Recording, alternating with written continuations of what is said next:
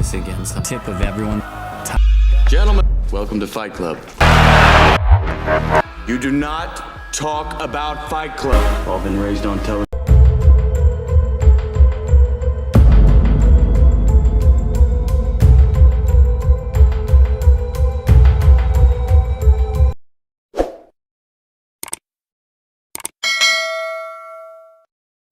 Welcome back to another video by Binge King. Today's topic is about an insomniac office worker and a devil-may-care soap maker from an underground fight club that evolves into much more. Before pursuing our main plot, a word of caution: this video contains a major spoiler alert, so watch out and take care.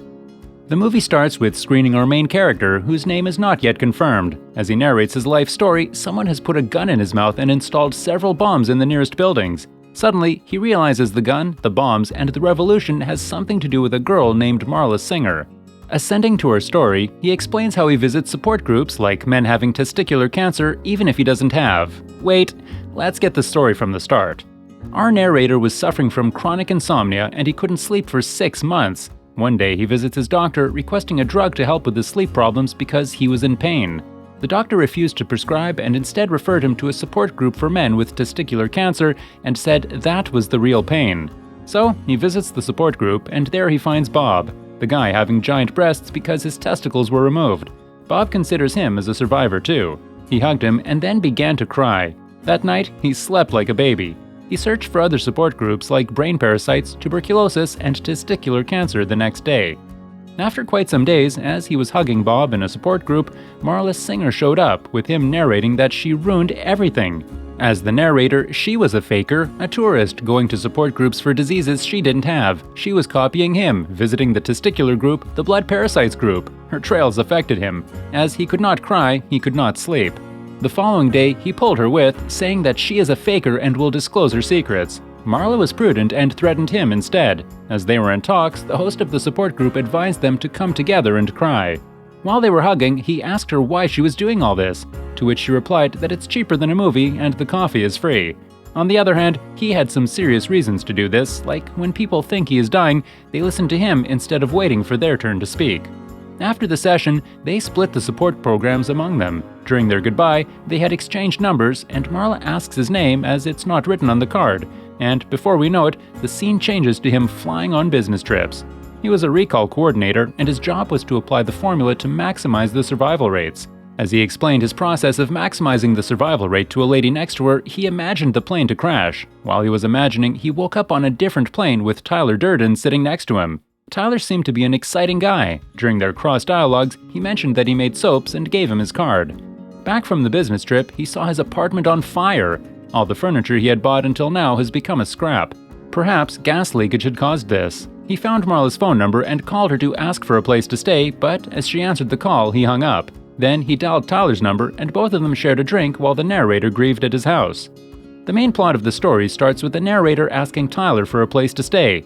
Before going to his new house, Tyler asked him to punch him, which he did, and then they started a fight, empowering them enough to open a fight club in the near future. The scene jumps to Tyler's house, which looks like it is waiting to be torn down. The stairs are ready to collapse. They started to spend more time together, fighting every night, luring more men to make a fight club. But unfortunately, the narrator's job is in danger as his scars reveal that he is into fighting. Later, they were famous enough to start the fight club.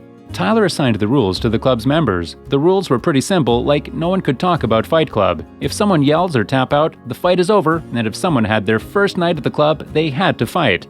After declaring the rules, fights started with people punching each other, using different fighting styles, and thus ascending the fight club to a whole other level.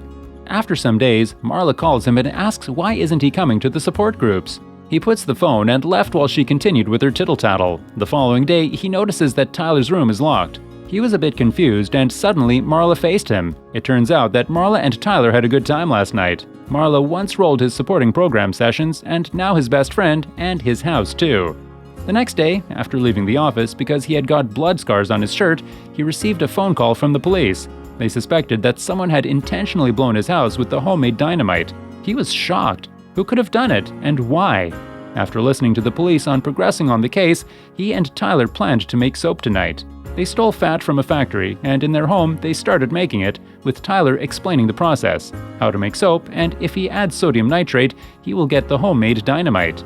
The scene changes when Tyler puts acid on his hands to make him aware that he does not have to control everything.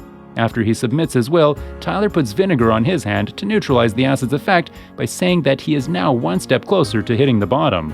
He met Bob again, and during their cross-dialogues, Bob expressed his redemption through a change, but he stopped him from speaking about Fight Club and said that I'm a member too.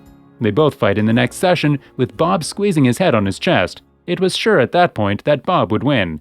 The next morning, Tyler was testing his recruits by scolding them for 3 days straight. He was building an army for himself. After recruiting Bob and others to his army, they were onto something big. As they excluded our narrator from the plan, they started terrorizing the city. He was mad at them because it was not the motive of their fight club, but little did he know that they had changed the fight club to Project Mayhem. During the fight, he nearly killed the new recruit, upon which Tyler and he got into conflict. While Tyler was driving, he took his hands off the steerings, causing him a panic attack, but Tyler retrieved his thoughts to will submission, which he eventually did. After getting into an accident, his injuries were severe. After getting consciousness, he found that Tyler was gone. At night, Bob got killed by the police while doing an assignment given by Tyler. The crew decided to bury his body, which he refused and said that this is my friend and his name is Robert Paulson. You cannot bury him like that. The next second, everyone started to rhyme his name. It looks as if Tyler had brainwashed them. He left them and searched for a clue to find Tyler.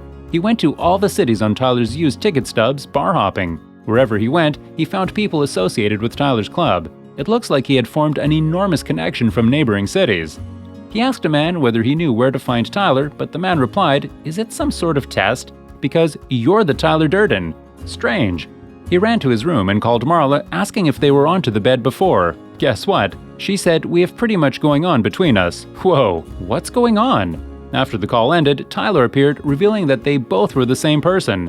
As he had got chronic insomnia, his subconscious mind had created a character based on how he wanted to be.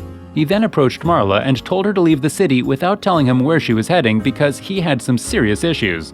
Back to the building where our narrator, or you can say Tyler Durden, had installed the bombs, we see a pretty good fight between them. During their confrontation, our narrator fell downstairs and got knocked out. The afterward story reaches the point from where the movie begins. Tyler is reluctant to accept his proposal to stop the mission, and as they see Marla as the hostage, he gets mad and solves the puzzle, which helps him control Tyler the way he wants. In the end, he shot himself, causing Tyler to disappear. Marla approaches him while abusing, but she gets soft after seeing that he has been shot. Unfortunately, he cannot stop the mission in time, but don't worry, the buildings that got blasted were empty anyway. As the explosion starts, they hold hands with our narrator saying, "Everything will be all right." So, how did you like the film? Was it better than the previous one?